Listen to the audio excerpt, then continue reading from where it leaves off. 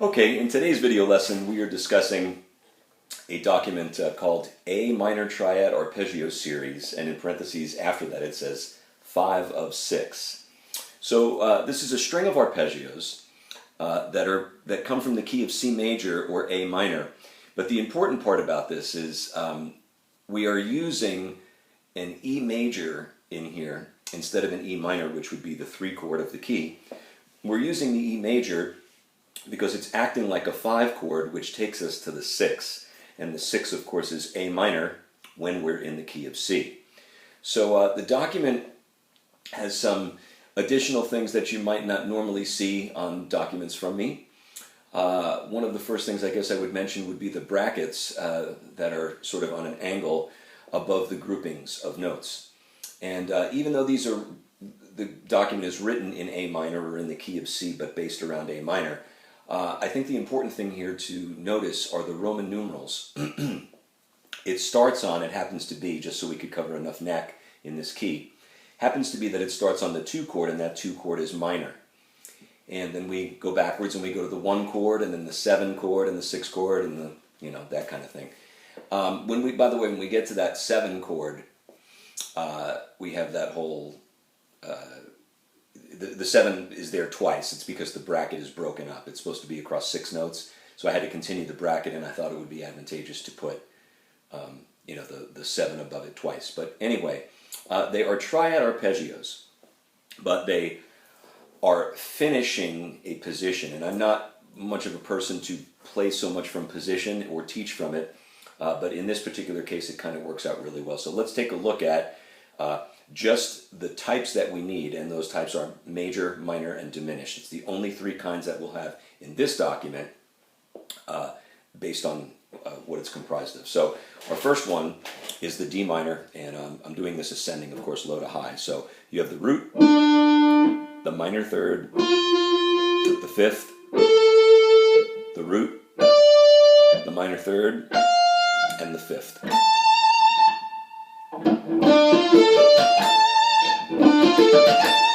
So that holds true for D minor in the key. It also holds true for A minor.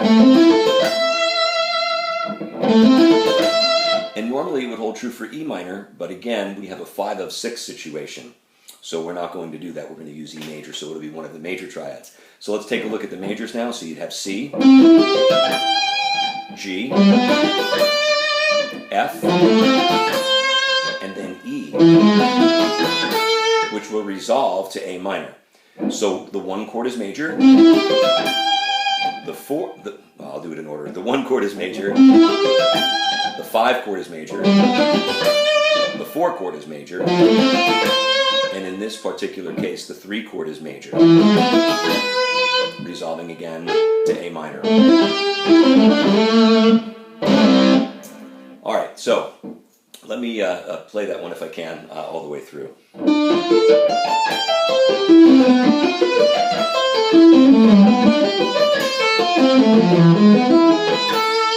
And the only arpeggio that we didn't cover, which we'll cover right now, is the diminished arpeggio. And that looks like this, from B in this case, because B is the leading tone in the key of C. I also hear people refer to this as a G7 without a root.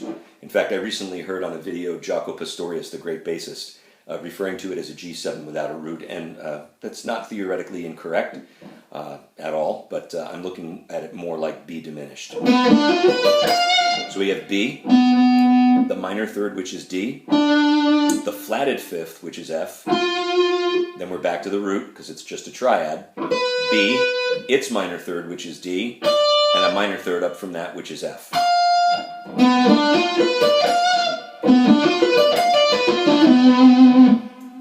Alright, so once again all the way through, including the diminished of course. D minor, C major, B diminished, A minor, G major, F major, E major, resolving to A minor. Okay, and if you look at the second part of that, we start the arpeggios in a different direction, and that'll have the lick resolve. I hate to call it a lick. It'll have the exercise resolve a little bit differently. Instead of resolving to a high A, we resolve to a low A because the direction of the arpeggio excuse me, is different. So here's the same material, sort of spun upside down, if you will. So still starting from D minor, but instead of it being an ascending arpeggio, hello,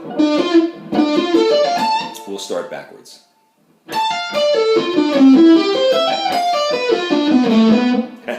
Maybe not.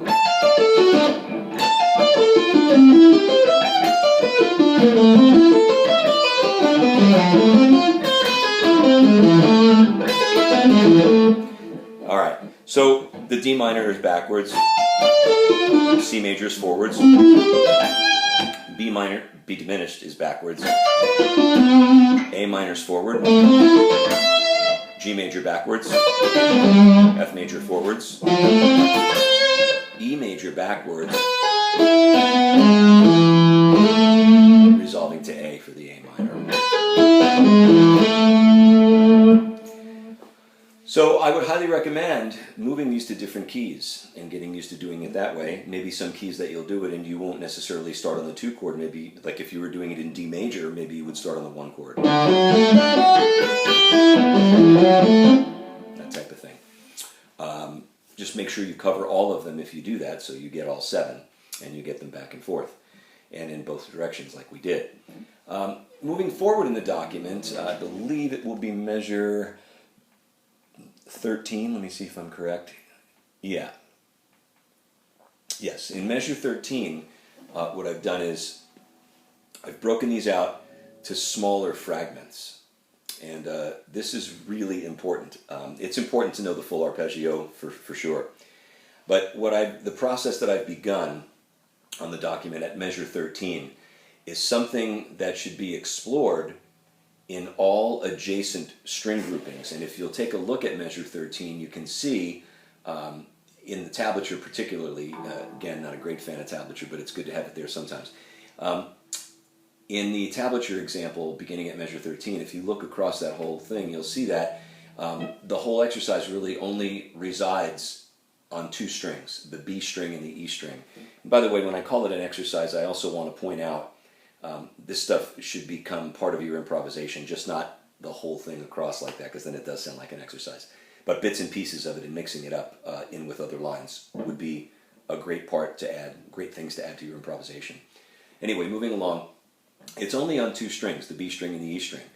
We should explore this, and I've begun that process by putting it on after that. I think it's measure 17 perhaps. Measure 17 sees the same thing, but on the G string and B string.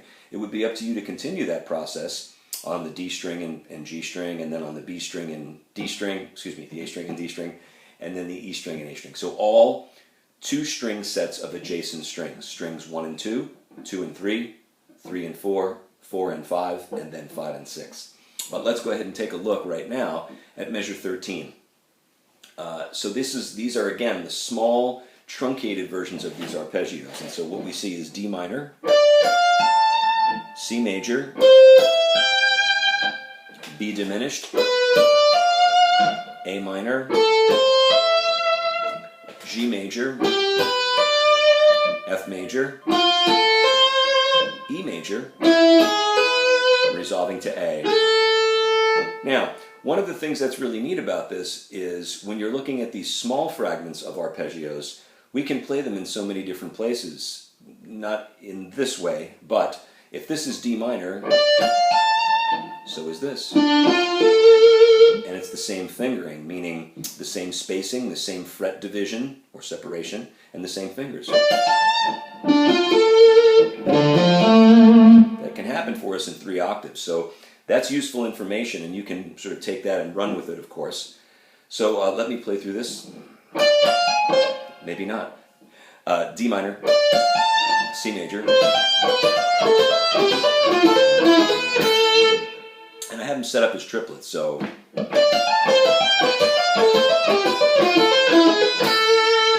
now we should be able to do that backwards, and so if you take a look at measure 15, you'll have the same thing but backwards.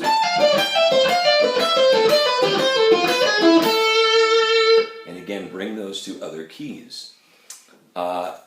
So in the first example, at measure 13, again, as I mentioned, you have 2 notes on a string followed by 1. In the next example on 17, you have 1 note on a string followed by 2 with 2 different strings. So,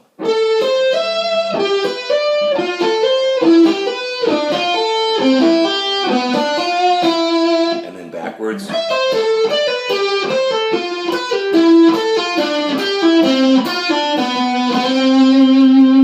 And again, you can do them in triplets, of course, etc. So I hope that's helpful for you. Enjoy the challenge.